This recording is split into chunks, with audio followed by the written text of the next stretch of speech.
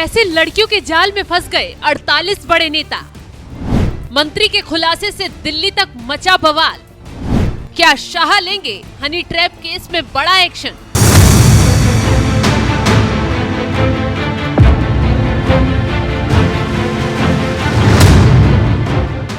खाकर हुस्न का जलवा सितम आबाद कर डाला। हसीनाओं ने जिसे चाहा उसे बर्बाद कर डाला।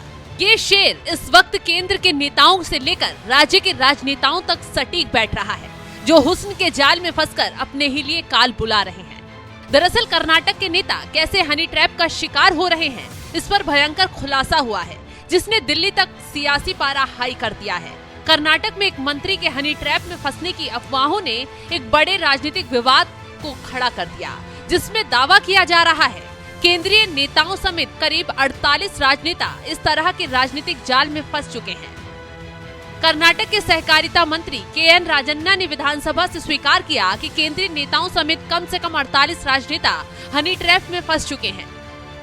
कर्नाटक के सहकारिता मंत्री ने मामले की उच्च स्तरीय जांच की मांग की है।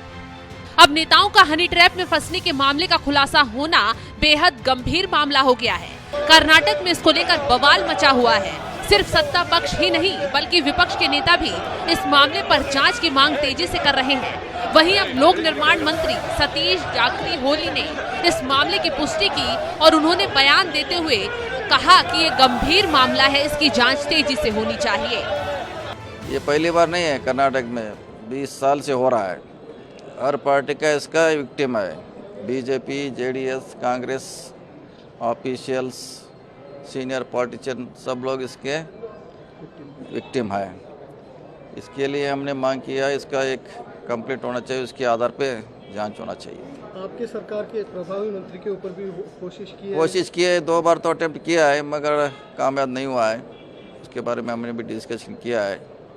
जो विक्टिम है वो उसको हमने बोल दिया है कंप्लीट लॉन्च करो, उसके बारे में उसका जांच हुआ जाएंगे तभी उसका बाहर आएंगे क्या है, इसका पीछे कौन है, किस मकसद। मिनिस्टर है सर, सीनियर कांग्रेसमैन है, आपको क्या लगता है जिस तरह का पॉलिटिक्स चल रहा है? नहीं, हाँ हो गया, कल ही बात हो गया है। उनका भी कुछ सुझाव है तो देखेंगे, एक कंप्लीट होना चाहिए पहले, इसके बाद जांच होनी। सरकार कितनी स्ट्रांगली ले रही है सर? नहीं देखेंगे, अभी तो वो तो आगे आना चाहिए जो विक्टिम है, तभी उसका कुछ हल निकलेगा। वहीं विपक्ष के नेता आर अशोक ने इस मामले की जांच किसी मौजूदा न्यायाधीश से कराने की मांग उठाई है, ताकि दूध का दूध पानी का पानी हो सके, पता चल पाए कि आखिर कौन नेताओं को फंसाने का घिनौना खेल खेल रहा है। अब बीजेपी की तरफ से कर्नाटक सरकार को घेरते घेरते इस मामले में गंभीरता दिखाते एसआईटी के गठन की मांग भी की गई है, लेकिन मामला उस वक्त और गंभीर हो गया जब बीजेपी विधायक सुनील कुमार ने छूटते ही सवाल उठा दिया, क्या सरकार खुद इस हनी ट्रैप फैक्ट्री को चला रही है? अगर सरकार इस साजिश का हिस्सा है तो फिर जनता को कौन न्याय दिलाएगा? खैर, दोनों पक्षों की तरफ से आरोप प्रत्यारोप लगाकर मामले को गरमाया जा रहा है, बवाल काटा जा रहा है। दूसरी तरफ मामले की गंभीरता से जांच की मांग भी उठाई जा रही है, क्योंकि मामला इसलिए भी गंभीर हो जाता है कि अगर कोई नेता हनी ट्रैप में फंसता है तो वो देश की सुरक्षा के लिए खतरनाक भी साबित हो सकता है। अभी हाल ही में हनी ट्रैप में फंसने का आगरा में एक मामला सामने आया था। आरोप है कि रविंद्र कुमार नाम का शख्स पाकिस्तान के लिए हनी ट्रैप में फंसकर जासूसी का काम कर रहा था और वो ऑर्डिनेंस फैक्ट्री में चार्जमैन के तौर पर काम करता था, लेकिन फिर वो पाकिस्तान से ऑपरेट होने वाले फेसबुक अकाउंट को खुफिया जानकारी देने लगा।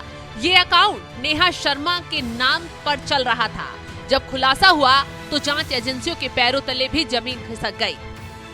देखिए, एटीएस उत्तर प्रदेश और उनके सहयोगी कई एजेंसीज जिनके साथ हम लोग मिलकर काम करते हैं, उनके सूचना उनको प्राप्त हुई थी कि जो फिरोज़ाबाद डिस्ट्रिक्ट में एक ऑर्डिनेंस फैक्ट्री है, जिसमें हज़रतपुर एग्जैक्टली जगह तो नाम हज़रतपुर है, ज़िला फिरोज़ाबाद। तो वहाँ पे एक व्यक्ति जो कि चार्जमैन के पद पर है, नाम रविंद्र कुमार, उनके द्वारा अपने पाक आईएसआई हैंडलर को अलग अलग सूचनाएं साझा किया जा रहा था, जो कि गोपनीय सूचनाएं हैं और काफ़ी संवेदनशील सूचनाएं हैं।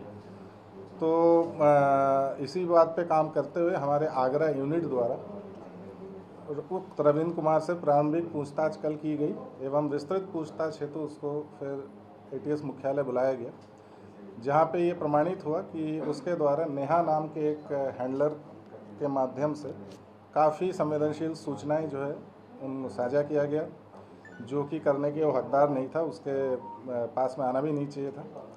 ये एक मोडस ऑपरेंडी आईएसआई की काफ़ी दिन से है कि अलग अलग हैंडलर्स के माध्यम से, विशेषतः महिलाओं के नाम लेकर हैंडलर बनाए जाते हैं और उसमें हनी ट्रैपिंग के माध्यम से, अन्य चैटिंग वगैरह के माध्यम से संवेदनशील जो संस्थाएं हैं, जैसे वाइटल इंस्टॉलेशंस हम लोग के, उसके लोगों को ट्रैप करते हुए उनसे सूचना निकाल लेते हैं और जिससे कि राष्ट्रीय सुरक्षा पर भारी खतरा बना रहता है। तो इस मामले को उजागर हुए 5 दिन बीते नहीं कि कर्नाटक में हनी ट्रैप के मामले ने शोर मचा दिया है और सबसे बड़ी बात तो ये है कि नेताओं को निशाना बनाया जा रहा है।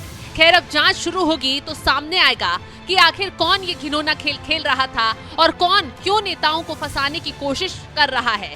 हो सकता है कि जल्द इस मामले में दिल्ली से भी एक्शन लिया जाए, क्योंकि अमित शाह से भी इस मामले में एक्शन की मांग तेजी से उठाई जा रही है। फिलहाल जिस तरीके से नेता हनी ट्रैप में फंसने का खुलासा कर रहे हैं, उस पर आपकी राय क्या है, कमेंट कर जरूर बताएं।